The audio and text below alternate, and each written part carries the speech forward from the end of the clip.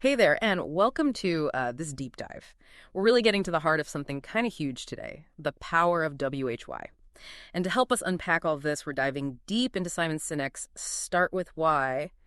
This book, let me tell you, it's packed with those aha moments. You know what I mean? It really is. Sinek does this amazing job of weaving together biology, history, business. Mm-hmm. You really come away seeing leadership and decision-making in a whole new light. No kidding. I mean, we're talking stories about Apple, those Wright brothers, even this rogue trader who brought down a bank, like centuries old. Crazy, right?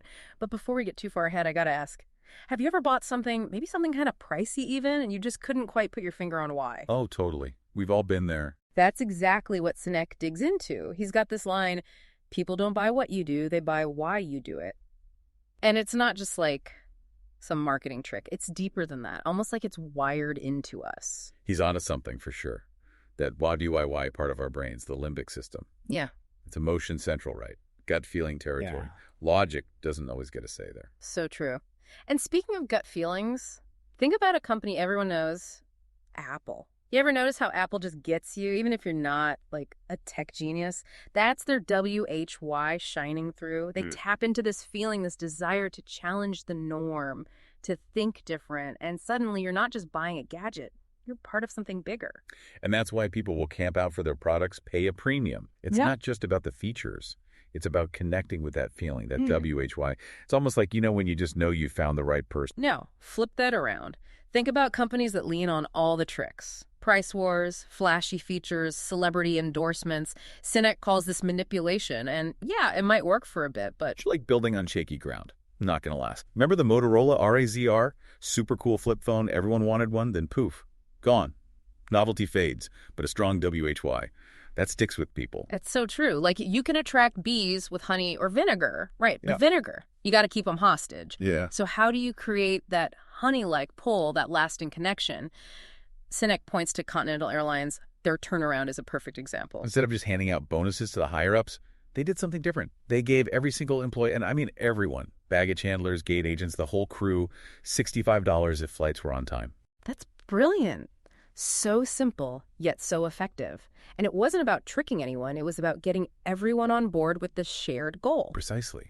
And what happened? Performance shot up.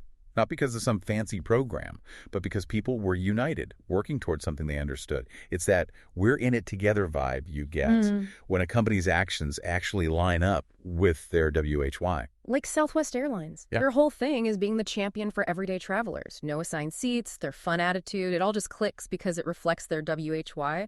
But what happens when companies, they kind of lose sight of that WHY? Sinek calls it the split, this disconnect between the why and the what. And it's like their soul kind of fades. He uses Walmart, after Sam Walton passed away, Yeah. as this prime example. Yeah. Walton, he was all about taking care of people, customers, employees, the whole community. It wasn't just about low prices, it was about value. And when that got lost, lawsuits, bad press, the whole vibe shifted, right? Makes you think leadership, it's not just a title, it's about living that WHY every day. Totally agree. It's fascinating how much one person's WHY can impact a whole organization. But here's the thing. This isn't just for Fortune 500 companies, right? We all have a WHY. Have you ever stopped to think about what yours might be? That's such a great question, and it's something we're going to dive into even deeper when we come back. Welcome back. And, before we really dig into your personal WHY, and trust me, we're getting there. We were talking about companies losing their way, like when that WHY gets kind of fuzzy, right? Right. It's wild. Like that whole Walmart thing, it really got me thinking. They had this powerful WHY all about taking care of people, and then it's like, boom, wrong turn somewhere. It shows you, even the most successful companies, they're not immune. If that core purpose gets lost, they're vulnerable. And Sinek, he says this split, this gap between the why and the what, it's not just a business thing either. Oh, really? So we're talking bigger picture than just profits and all that. Absolutely. Think about the civil rights movement. Even after Dr. King's death, the movement, it didn't fall apart. Why? Because that shared WHY, that yearning for equality, it resonated with people deep down. So that WHY, it's like the organization's North Star, right? It can outlive its founder even. Exactly. But when that WHY is weak or it's unclear, organizations become easy targets. manipulation, short-term thinking. It's like trying to navigate blindfolded. Okay, but what about us as individuals? I mean, it's not like we're all running big companies or anything. How do we even find our own WHY, let alone actually live it? I love that question. Think of it like this. We all make choices, right? Big, small, every day. Sinek's advice, it's simple but powerful. Use your WHY as a filter. What are your core beliefs? What really lights your fire? So it's kind of like a personal mission statement, but less, corporate sounding. Exactly. It doesn't need to be this big, complicated thing. Keep it simple, specific, something that truly speaks to you. And then you use that to guide your choices, career, relationships, even what you spend your money on, right? Exactly. Sinek talks about this celery test to see if something aligns with your WHY. Imagine this. You're at the grocery store, right? On a mission to be healthier. You're trying to resist the siren call of the junk food aisle. Dude, you're describing my worst nightmare right now. But okay, go on. I'm hooked. So you're walking down the aisles, temptation everywhere, cookies, chips, that ice cream calling your name. But I stay strong, right? Keep on walking. You got it. You bypass all those sugary traps, head straight to the produce. You're loading up on fruits, veggies, and of course, celery. The celery test. I love it. It's like a filter for your grocery cart and your life, really. Exactly. It's not just about what you don't buy. It's about making choices that reflect your WHY.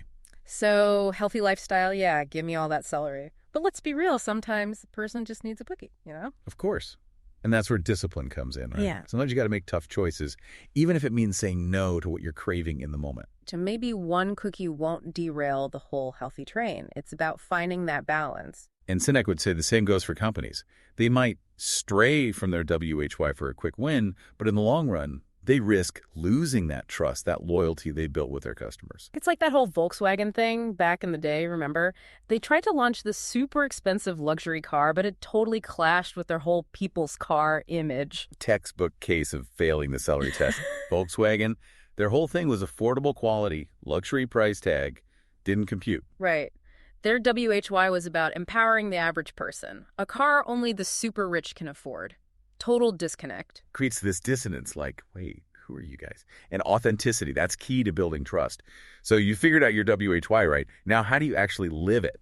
It's one thing to have the aha moment, but putting it into practice, that's the real work. It's like having the map, but still getting lost, Oh, totally. Sinek has a framework for that, too. He talks about aligning your actions with your beliefs, surrounding yourself with people who share your values. So it's not enough to just know your WHY. You got to walk the walk every single day. It's a journey, not a destination. Right. You got to keep that WHY front and center, make sure your actions are matching up. And this goes for our work lives too, right? I mean, not everyone's jumping for joy on Monday morning, but there's got to be a better way to approach it. Absolutely. Sinek talks about how crucial it is to find work that aligns with your WHY.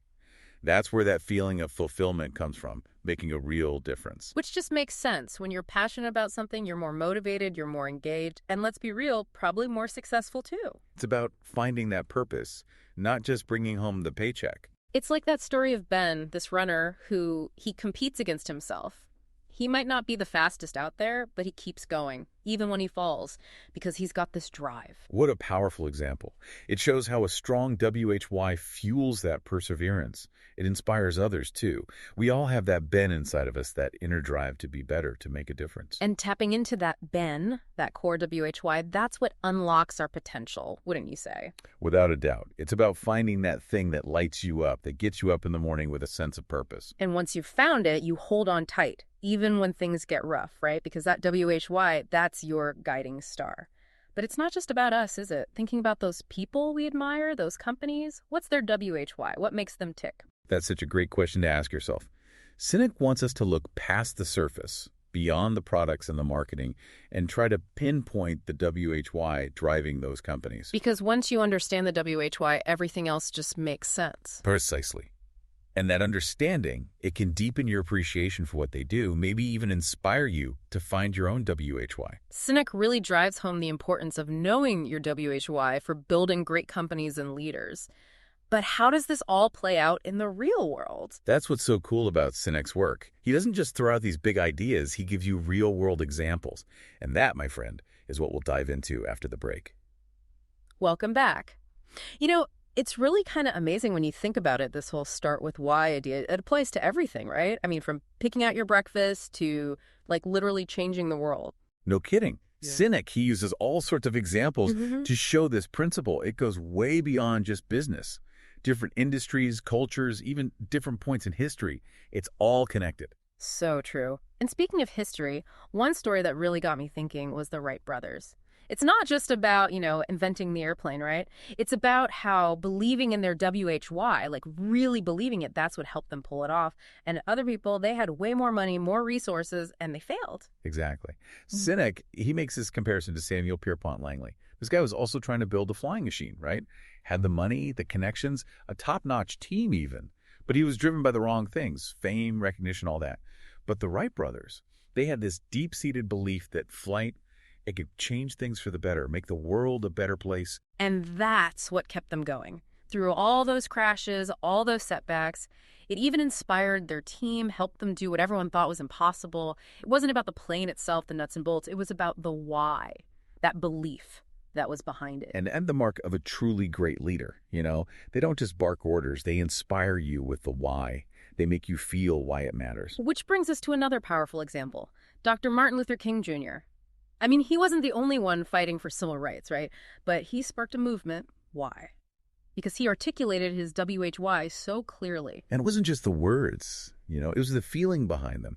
That rock-solid belief in equality, it resonated with people on this deep, almost visceral level. Exactly. And that's what made people want to join him, to take action, even when it was scary, even when it was dangerous. He embodied that WHY, and that's where the power came from, the movement's power. It's like this ripple effect, right? Starts with a clear WHY, and then boom, it just spreads outward, creating real change. So we've got inventors, we've got civil rights leaders, and of course Sinek, he brings in all the big business examples too, right? Like how companies like Apple, Southwest Airlines, they've had these crazy success stories because they've held on to their WHY. And then on the flip side, he's got those companies that they lost their way. Walmart after Sam Walton, or those companies that could never figure out their WHY beyond just, selling stuff. It's like once that WHY is gone, it's almost impossible to get it back. The company might keep going, but that spark, it's gone. That connection with their customers, their employees, it's just not the same anymore. Yeah, it's like they're just going through the motions. Yeah. And you can see it everywhere. Their marketing, the products they put out, even their company culture, it all feels off. Yeah. And they start relying on all those manipulative tactics we talked about. Price wars, gimmicks, anything but real inspiration. So what does this all mean for us? I mean, we're not all out here leading Fortune 500 companies or starting movements. How do we actually put this start with why into practice in our own lives, starting today? That's the million-dollar question, right? And Sinek, he doesn't let us off the hook. His challenge to all of us is to figure out our own WHY. What are those core beliefs that make you, you? What really gets you going, deep down? What kind of impact do you want to have on the world? It's like he's handing each of us this compass and saying, all right, where do you want to go? Exactly. And there's no right or wrong answer. The important thing is that the choices you make, they feel true to you, aligned with those core values you've identified.